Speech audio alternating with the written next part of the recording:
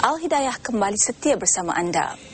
Melalui surah Al-Waqiah turut diceritakan alam akhirat di mana manusia terbahagi kepada 3 puak. Pertama, puak kanan yang sungguh bahagia mendapat sebaik-baik balasan. Manakala puak kiri pula menderita azab siksa yang tidak terperi. Dan ketiga, puak yang telah mendahului dalam mengerjakan kebaikan di dunia dan kerana itu mereka mendahului mencapai sebaik-baik balasan di akhirat. Bagi menyambung tafsir surah Al-Waqiah hari ini, marilah kita bersama yang berbahagia Ustaz Wan Sohor Bani Leman. Para ulama, antaranya Imam Ibn Kathir, dia ada menyebut seperti mana disebutkan oleh para ulama tafsir, bumi itu seakan-akan digoncang begini. Digoncang seperti kita kalau muslimat kita biasa, golongan wanita dia bila dia nak tapis, dipanggil pengayak tepung, alat untuk mengayak atau ayak, bukan kayak untuk di dalam sungai, dalam laut. Ini alat untuk mengayak. Bayangkan bila kita bubuh gandum. Bila kita bubuh gandum tu mesti dah tinggi. Ada di tepinya rendah, kemudian tinggi. Bila kita goncang, bagaimana? Apa yang jadi? Dia akan turun jadi rata semua sekali. Jadi, perkataan khafidatur rafi'ah, setengah ulama kata berdasarkan ayat selepas itu, bumi bila dia digoncang, yang mana yang tinggi, gunung Ganang, gunung Everest, gunung Tahan, gunung Batu Cave dan sebagainya, dia akan jatuh. Dia akan memenuhi tempat-tempat yang berlubang, dia akan jadi tanah rata. Masa tu bila digoncangkan bumi, semuanya rata. Tak ada dah yang tinggi, tak ada yang rendah, dia jadi flat, orang kata. Maknanya dia jadi rata, macam lantai rumah kita. Tak ada tinggi, rendah, tak ada. Semuanya rata. Fakanat wabussatil jibalu bassa. Ayat seterusnya Allah menyatakan, dan gunung-gunung dihancur luluhkan sehancur-hancurnya. Wabussatil jibalu bassa fakanat haba'an mumbatha.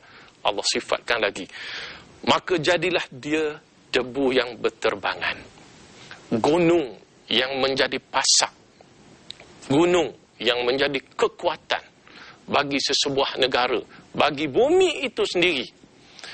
Wal jibala autada, dalam ayat yang lain Allah jadikan bukit-bukit itu untuk memasak bumi supaya bumi tidak bergoyang. Kerana kalau kita baca sejarah kejadian bumi, Rasulullah menceritakan, ini cerita hadis Nabi. Rasulullah menceritakan bila Allah jadikan bumi, antara lainnya bumi dia tak tenang, dia bergoyang. Lalu Allah pun jadikan bukit untuk memasak bumi. Bila jadinya bukit? Bila jadi bukit? Rasulullah beritahu, bukit dicipta oleh Allah pada hari Ahad. Pada hari Ahad. Hari Sabtu Allah ciptakan tanah, hari Ahad Allah ciptakan bukit. Itu antaranya. Kemudian Allah Subhanahu Wa Taala sebut, fakanat haba'an mumbatha. Ini nak menunjukkan cerita yang terlalu hebat hari kiamat. Apa makna haba'an mumbatha? Bila digoncang, gunung itu menjadi hancur sehingga kan menjadi debu. Bahkan sebenarnya bukan debu, haba. Haba ni boleh jadilah, wallahu a'lam. Dari sudut bahasa Melayu pun mungkin ambil daripada bahasa Arab. Orang Melayu kata habuk. Habuk dengan debu lain. Habuk lain. Habuk ni dia halus, dia nipis, dia berterbangan. Debu dia lain. Kadang-kadang kita tengok debu dia melekat atas cermin dia. Bukannya begitu. Bukannya terbang, tapi dia adalah 2 jenis, di mana habuk dia lebih halus daripada debu. Dan yang dikatakan maksud habak ini, ginilah contoh yang paling mudah. Muslimin dan muslimat, terutamanya rumah-rumah kampung. Bukan rumah kampung je, rumah bandar pun.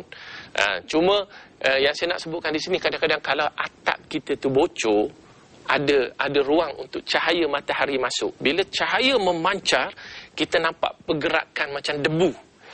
Itulah debu yang dipanggil haba'an mumbatha, debu yang bertaburan.